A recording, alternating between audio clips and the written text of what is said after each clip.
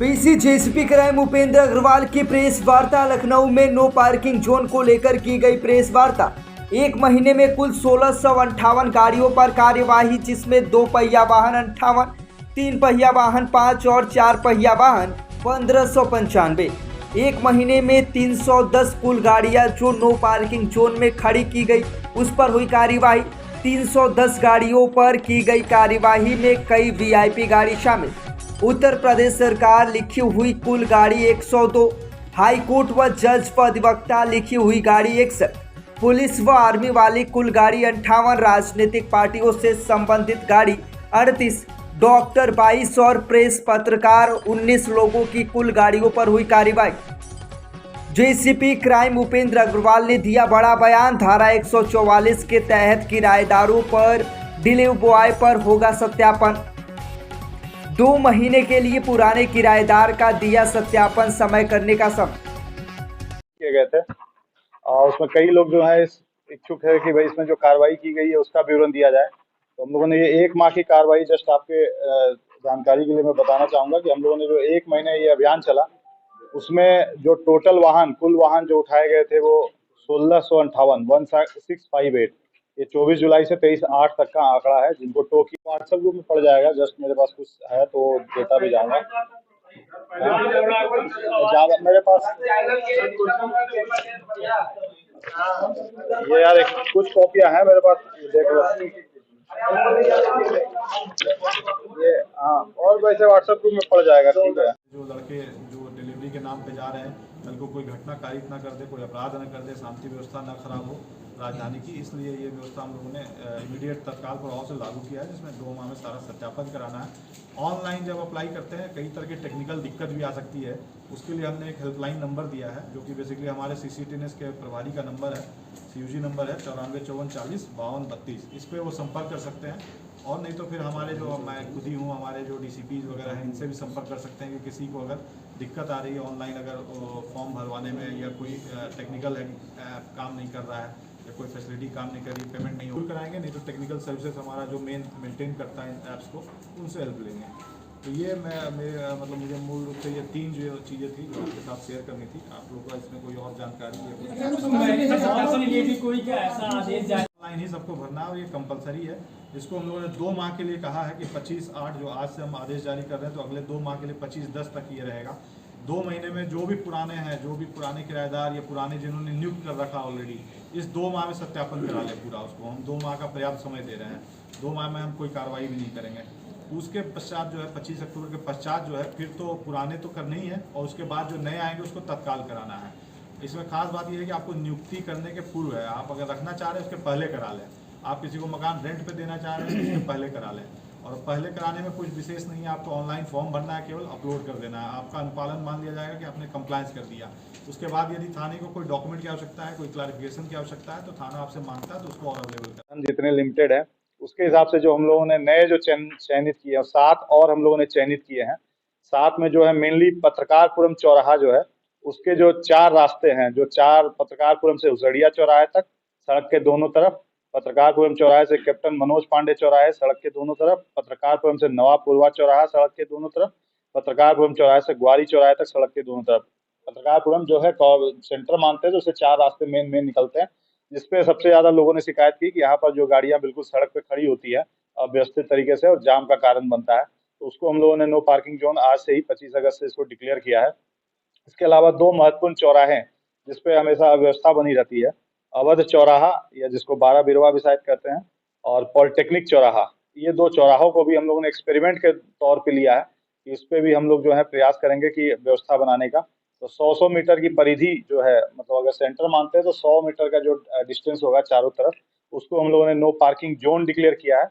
इसमें no parking zone के अलावा भी एक और डिक्लेरेशन है, चौराहा जहां तक संबंधित है, चौराहे में नो पार्किंग के अलावा सवारी नहीं भरने पर भी प्रतिबंध लगाया गया। जो आदेश पारित किया है DCP ट्रैफिक ने, उसमें नो पार्किंग जोन तो है ही, बट इस चौराहों में सवारी नहीं भरने का भी प्रतिबंध है। वहां पर 100 मीटर में मान लीजिए ऑटो है या ई-रिक्शा, हमेशा ड्राइवर बैठा है और खड़ा है वहां पर, तो हम उसको टो नहीं कर सकते हैं, क्योंकि नो पार्किंग जोन का नियम है कि भाई ड्राइवर बैठा तो हम उसको टो नहीं कर सकते हैं। लेकिन इसका मतलब तो इसको छूट मिल जाएगी, वो हमेशा चौराहे पे बैठा रहेगा।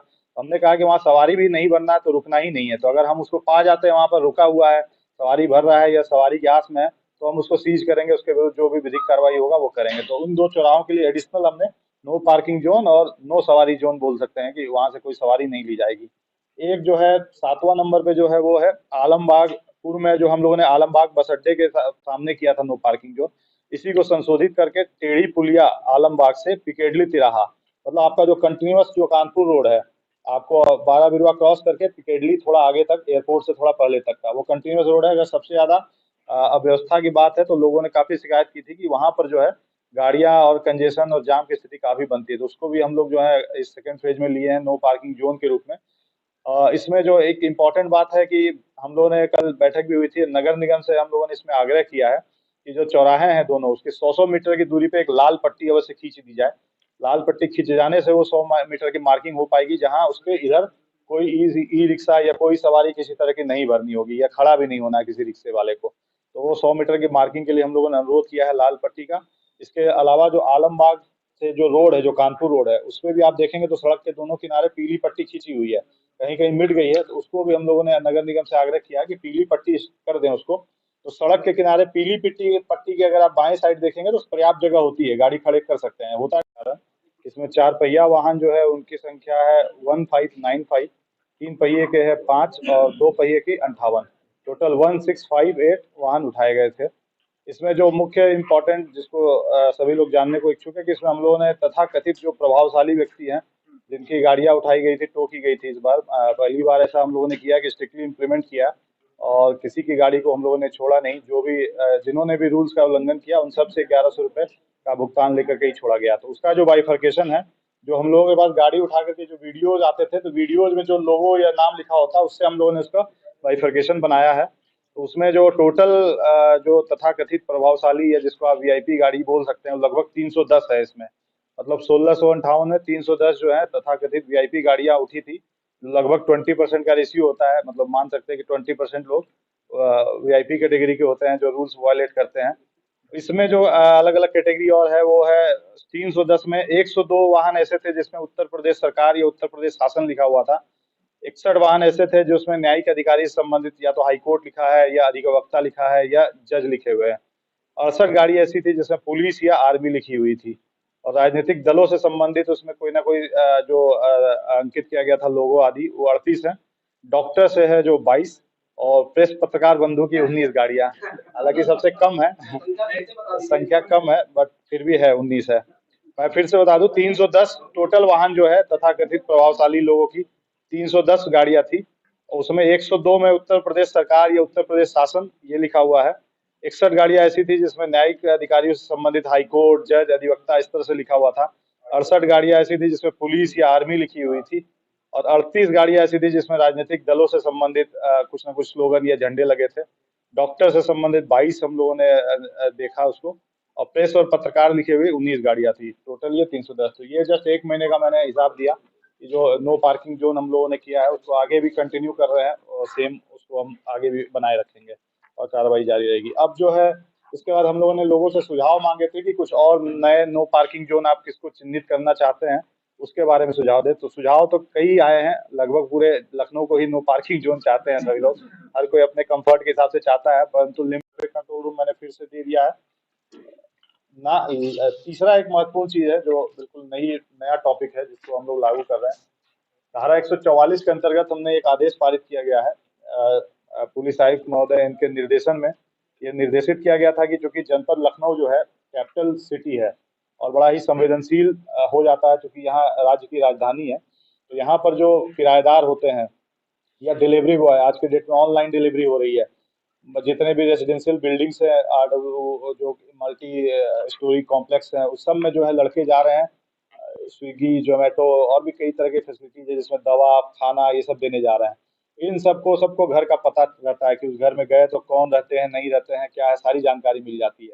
तो इन सबको हम लोग देखते हुए काफी संवेदनशील हो जाता है मामला कि हम इन पे कुछ अंकुश लगाएं, इनकी जांच पड़ताल हो। इन सब के लिए जो है वर्तमान में मैंने जो है 144 में एक आदेश पारित किया गया है जिसमें ये अनिवार्य कर दिया गया है कि किराएदार और जो डिलीवरी बॉय, जिसको कि वितरण कर्मचारी हम बोल सकते हैं, वो डिलीवरी बॉय या गर्ल, इन सब का जो है सत्यापन पुलिस से अनिवार्य होगा, कंपलसरी कर दिया गया। अभी तक ये था एडवाइजरी रहती थी कोई कंपलसरी नहीं होता था, क्योंकि ऐसा कोई लॉ नहीं बनाया गया था। तो इसमें हम लोगों ने 144 में इसको कंपलसरी किया है। उल्लंघन करने पर धारा 188 में कार्रवाई हो सकती है उनके खिलाफ। तो ये इसको हम लोगों ने कंपलसरी किया है और इसके पूरे तौर तरीके बताए गए हैं कि किसकी जिम्मेदारी होगी। तो मूल जिम्मेदारी जो है एम्प्लॉयर की होगी। जो भी आदमी अपना डिलीवरी बॉय रखता है, जरूरी नहीं कि ऑनलाइन वाले होते हैं, आजकल छोटे छोटे मेडिसिन शॉप्स होते हैं, वो भी 4 लड़के रखते हैं, मेडिसिन हम होम डिलीवरी देंगे। राशन दुकान वाले भी रखते हैं कि हम जो है आपके यहाँ राशन होम डिलीवरी देंगे। तो जो भी व्यक्ति होम डिलीवरी की सर्विस दे रहा है और उसमें लड़के एम्प्लॉय कर रहा है, उन सब को जो है कंपलसरी है कि वो उसका पुलिस सत्यापन कराए। सत्यापन की सुविधा जो है ऑनलाइन उपलब्ध है। यूपी टॉप करके एक ऐप है, उस पर अवेलेबल है। और इसके अलावा यूपी पुलिस की साइट पे भी जाएंगे तो आप सिटीजन सर्विसेज करके देखेंगे, उसमें भी अवेलेबल है। तो आप